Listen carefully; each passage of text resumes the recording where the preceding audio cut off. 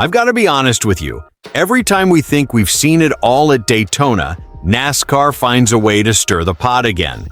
And right now, the garage is buzzing, fans are arguing, and social media is absolutely on fire over something that might sound small at first, but could seriously change the way the biggest race of the year feels.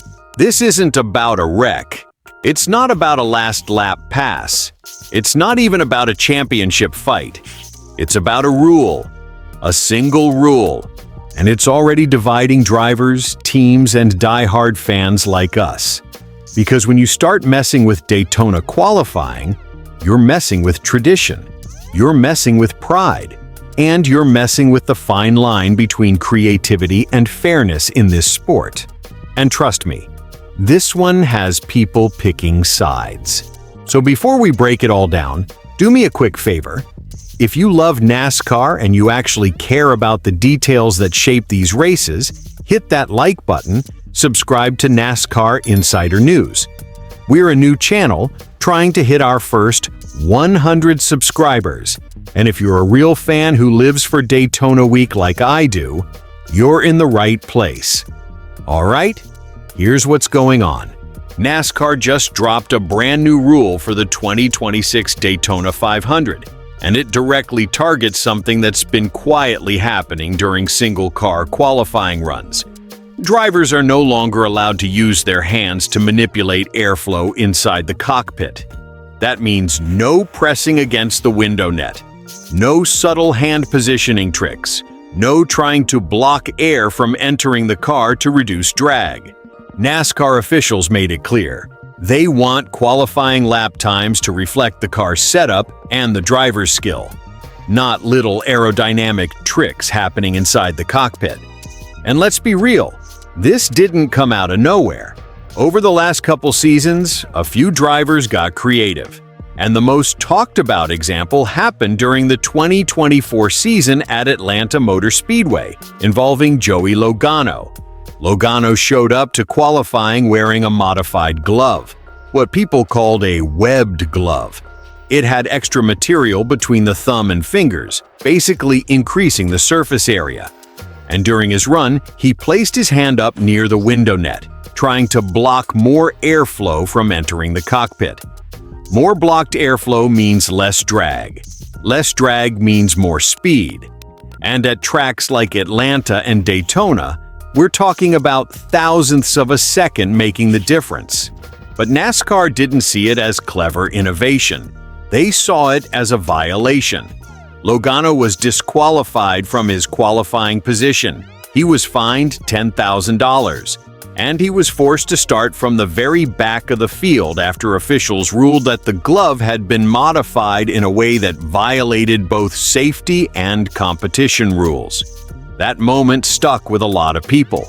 Some thought it was genius gamesmanship. Others thought it crossed the line. Now NASCAR is basically saying, we're not even going to let this be a gray area anymore.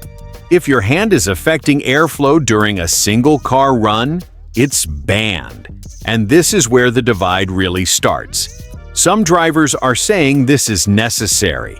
That Daytona qualifying should be about raw speed, clean air, setup, and the driver hitting their marks perfectly. No gimmicks, no clever cockpit tricks. But other drivers? They think the impact of hand positioning was minimal. They feel like this is NASCAR blowing a tiny issue way out of proportion. Another layer of complexity in a sport that already has a rule book thicker than most novels. And fans? Oh, we're split too. Some fans love it. They see this as NASCAR reinforcing fairness, making it all about the machine and the talent behind the wheel. But critics are saying this is another example of the sanctioning body overthinking things, making a mountain out of a molehill. They argue this tiny detail won't meaningfully change qualifying results, but it will add more stress to teams already walking on eggshells when it comes to inspection and penalties. And just when you think that's the only change? Nope, there's more.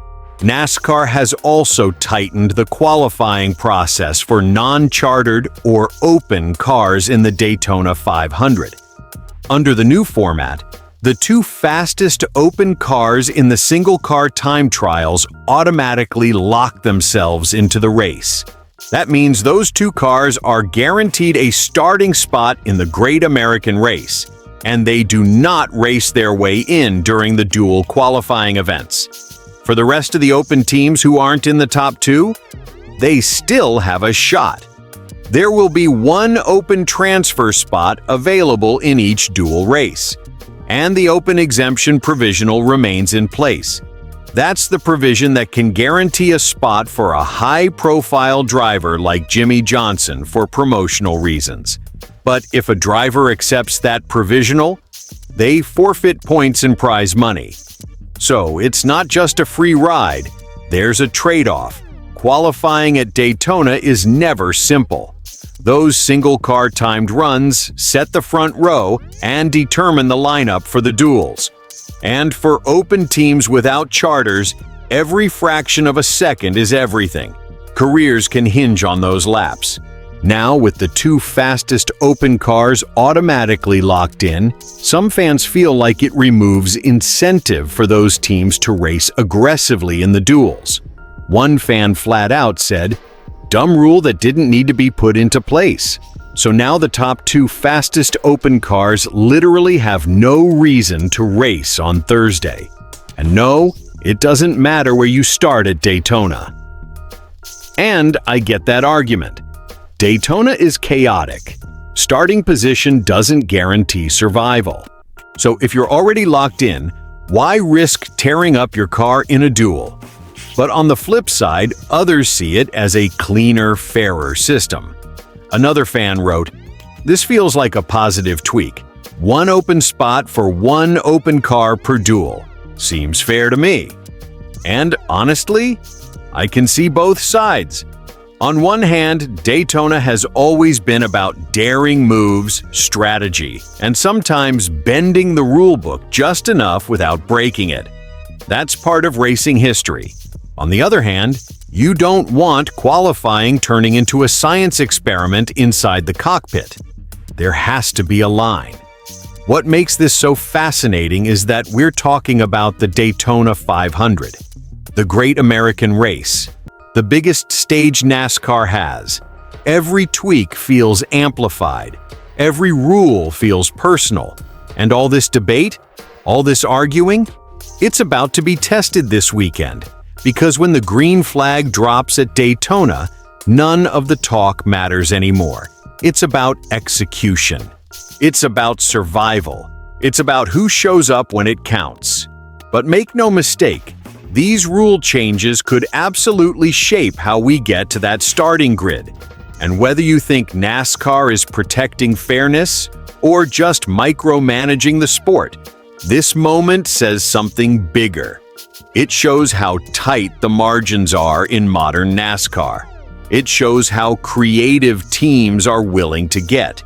And it shows how passionate this fan base still is about every little detail of the sport. And that's why we love it. Now I want to hear from you. Do you think banning hand manipulation is the right move? Or is this NASCAR overthinking it again? And what about the open qualifying changes? Fair tweak or unnecessary complication? Drop your thoughts in the comments. Let's talk about it like real fans. If you enjoyed this breakdown, hit that like button. And if you want honest, fan-to-fan NASCAR conversations like this every week, subscribe to NASCAR Insider News. We're a brand new channel pushing toward our first 100 subscribers. And if you live for Daytona, for the duels, for the drama like I do, you belong here with us. The Great American Race is here. Let's see who proves the rulebook right.